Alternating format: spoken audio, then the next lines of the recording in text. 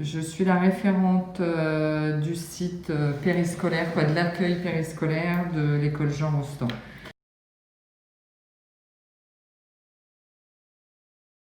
Et ben en fait, c'est qu'on a été obligé de modifier les activités qui habituellement sont mises en place. En fait, pour faire un petit peu en arrière, on travaille sur 3 temps. L'accueil périscolaire du matin, la pause méridienne entre midi et 2 et l'accueil périscolaire du soir. Sur le temps du midi, en général, chaque animateur doit avoir une activité ou un projet d'activité, un projet d'animation qu'il doit mener sur l'année. Et bien avec les nouvelles mesures, on a été obligé de revoir déjà les activités. Le soir, une fois par semaine, il y a les TAP. Les TAP qui ont été supprimés parce qu'en fait, il faut éviter le brassage des enfants. Les TAP, du coup, tous les enfants sont mélangés, mais même en même temps sur les activités du temps du midi, les enfants sont mélangés. Donc en fait, aujourd'hui, chaque animateur, alors j'espère, je croise les doigts qu'on ne va pas changer et qu'on va rester comme ça un petit moment, parce que depuis la rentrée, c'est la 3e fois qu'on change l'organisation, parce qu'un coup, on nous dit que c'est que les enfants peuvent être brassés. Un coup, on nous dit que c'est plus le cas. On revient sur il faut débrasser les enfants, on va dire. Donc, on a rechangé. Là, j'espère qu'on ne va pas changer. Mais du coup, les animateurs, ils font... Alors là, je parle un peu en leur nom, mais ils font moins d'animation que ce qui leur est demandé habituellement. On est sur des groupes classes, et l'animateur est référent d'une classe et plus d'un groupe d'enfants. Parce que nous, on travaille avec les 6-12 ans, et des animateurs pouvaient avoir des enfants entre 6 et 8 ans, de toutes les classes. C'est plus le cas. Aujourd'hui, ils sont obligés de faire avec leur propre classe.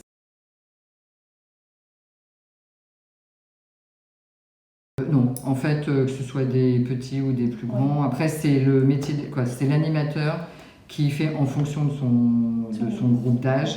Mais en tout cas, pour moi, ça change absolument rien.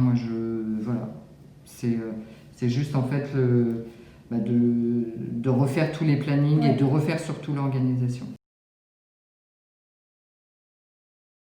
Donc il y a les groupes classes, il y a les séparations dans les cours. Chaque animateur, quand il prend son groupe, s'il va sur un lieu, si derrière il n'y a pas 12 heures sans personne ou sans personne humaine dans une salle, il n'a pas besoin de désinfecter. Par contre, sur son temps d'animation, il est obligé de trouver un moment pour nettoyer, désinfecter les tables, les chaises, le matériel, parce que derrière, il peut y avoir un autre groupe.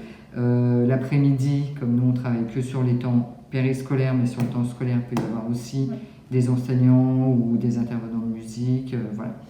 Donc, et puis après, il y a, que ce soit le matin, le midi, en sortant de classe, il y a tout le passage des enfants pour se laver les mains. Donc ça aussi, des fois, ça est une perte de temps, même si c'est une perte de temps sur le temps de l'animation. Mais du coup, on ne peut pas passer au travers de ça, pour éviter les microbes. Depuis peu, depuis le retour des vacances, il y a le port du masque. Alors ça, comment dire, les enfants le vivaient plutôt, ils le vivent plutôt bien. Au début, ils étaient assez fiers de faire comme les grands, de porter le masque. En fait, on le gère sans le gérer, c'est plutôt les enseignants qui le gèrent. Après, nous, ce qu'on voit, c'est que les enfants qui aient le masque ou qui n'aient pas le masque, en fait, ils continuent à jouer entre eux. Le masque n'est pas toujours bien porté, le masque n'est pas toujours propre quand nous on les récupère sur le temps du midi, parce qu'il faut savoir qu'ils l'ont depuis 8h30 le matin. Pour certains, comme on ouvre à 7h15, il y en a qui l'ont depuis 7h15. Donc au niveau de l'hygiène, je ne suis pas sûre que...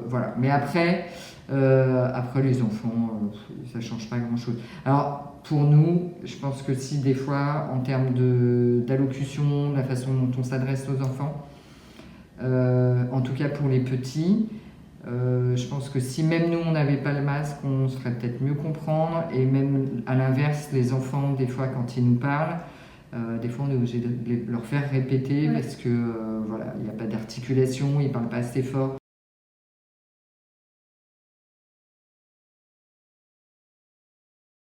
Alors sur les temps de restauration, donc dans les salles de restauration, les enfants sont obligés de manger par classe, ce qu'on appelle les groupes classes, accompagnés de leur animateur attitré, quoi, référent.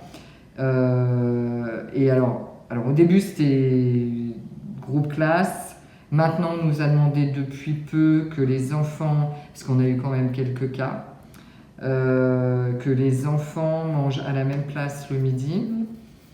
Alors ça on nous l'a demandé parce que si on a un cas de Covid sur un enfant qui a mangé une table de 6 qui a le Covid, en fait nous on peut savoir à côté de qui il était, et voilà.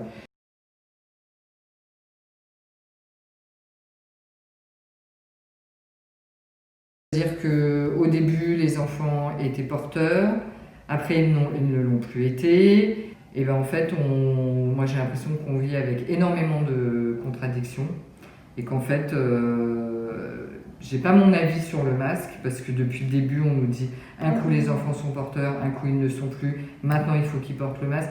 Donc en fait, j'ai pas d'avis. Voilà, je comprends pas bien pourquoi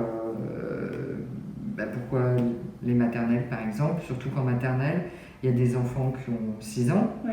Et pourquoi en maternelle, le masque n'est pas porté et qu'il est porté qu'à partir de l'élémentaire.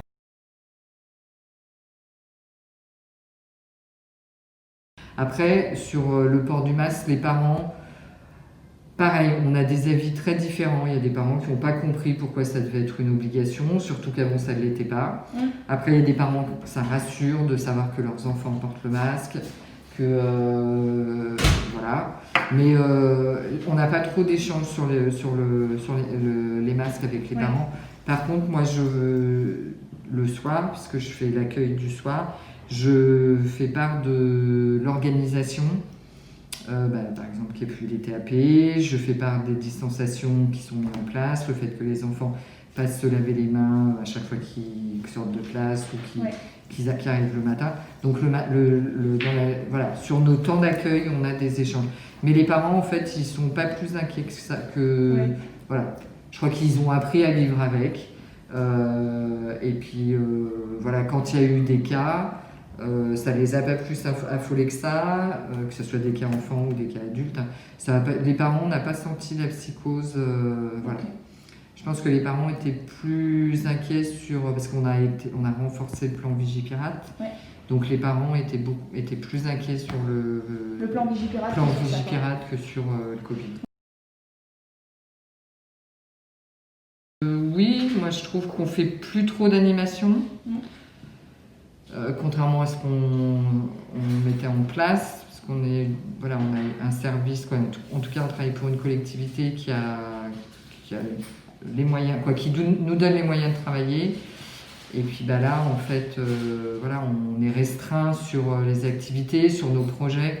On avait fait plein de projets parce qu'on est proche du centre-ville. Et du coup, il y a la médiathèque qui est fermée, la moitié la vie s'est un peu arrêtée. Donc pour nous, ça c'est... on continue à faire de l'animation, mais moins que ce qu'on avait l'habitude de faire. Il y a des projets qu'on avait démarrés qui se sont arrêtés, qui ont stoppé. On ne sait pas s'ils vont reprendre. Et même s'ils reprennent, on ne sait pas quand, on n'aura jamais le temps d'aboutir sur des... Alors quand je parle de projet, par exemple, un projet... on a une collègue qui, tous les ans, depuis 2 ans, elle monte une comédie musicale. Voilà, et Vanessa, par exemple, ne pourra pas mettre en place... Donc ça, c'est vraiment des projets d'animation, c'est des projets sur l'année. Et après, on a des projets aussi avec les autres accueils de loisirs, Périsco, qui se trouvent sur Rion. Et ça, on sait que c'est des rassemblements avec tous les enfants qu'on ne fera sûrement pas cette année. Donc voilà, pour ça, c'est la déception, puis surtout la frustration. Il y a des activités, mais oui, il y a des activités. C'est différent quand il y a des activités quotidiennes que quand on a des projets qui vont nous mettre une cohésion au sein de l'équipe, une émulsion, et puis où on va y faire participer les enfants, ou en même temps on peut y faire participer les parents. On sait que cette année, par exemple, on ne pourra pas faire participer les parents, parce que l'entrée des parents dans l'école est absolument interdite, Ouais. et à cause de la crise sanitaire, mais en plus par rapport au plan Vigipirate. Donc je pense que sur les projets d'animation, je pense que c'est une réelle frustration pour toute l'équipe.